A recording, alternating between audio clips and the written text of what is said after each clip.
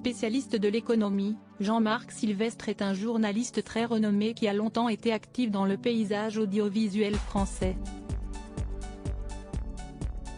D'abord chroniqueur sur la 5, puis sur France 3 et TF1, il s'impose peu à peu et finit par devenir chef du service économique et social dans les années 1990. Il bascule ensuite sur LCI, en 1994, où il l'émission hebdomadaire Décideur, ainsi que d'autres, toujours sur le sujet de l'économie. En juillet 2008, il est nommé directeur adjoint de l'information de TF1 et de LCI, chaîne qu'il quittera finalement en 2010 pour rejoindre iTélé. Mais entre-temps, Jean-Marc Sylvestre découvre qu'il a un cancer de la prostate. Bien que discret sur le sujet, il a publié un livre intitulé Tout n'est pas foutu, le cancer a sauvé ma libido, paru aux éditions Albin Michel en avril 2021. Dans cet ouvrage, il se confie notamment sur les conséquences désastreuses de la maladie sur sa vie sexuelle.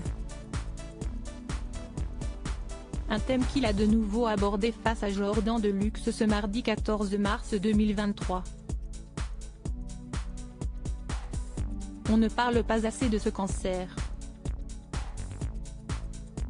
On a honte, si est-ce ça le problème, a-t-il lancé avant d'expliquer plus en détail, parce que ça porte atteinte à la virilité et aux parties les plus intimes. Piqué, l'animateur évoque ensuite l'ouvrage du journaliste dans lequel il affirme ne plus bander. Oui, je ne bandais plus. Ça s'arrange mais si est très compliqué à vivre, a-t-il ajouté avant de confier avoir eu des moments noirs. On se dit qu'on ne sert plus à rien, incapable d'avoir une relation sexuelle avec son épouse, Jean-Marc Sylvestre s'est trouvé diminué et honteux. On a des moments où on se dit qu'on ne sert plus à rien. Exactement comme certaines femmes qui ont le cancer du sein et qui pensent ne plus être des femmes. A-t-il déploré. Pour combattre la maladie, le journaliste a ensuite dû subir l'ablation de sa prostate. Une étape essentielle pour guérir mais douloureuse mentalement. Vous savez que vous n'aurez plus d'enfants, mais bon ça à la limite je n'avais plus l'âge. Mais si est compliqué à intérioriser, si est compliqué à vivre. On ne sait pas si on va pouvoir continuer d'avoir des relations et surtout ressentir les choses.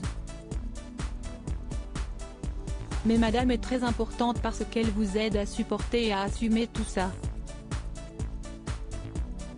Point. Mais comme si est intime, je ne vais pas vous en parler davantage, a-t-il conclu en souriant avant d'encourager vivement les gens à se faire dépister.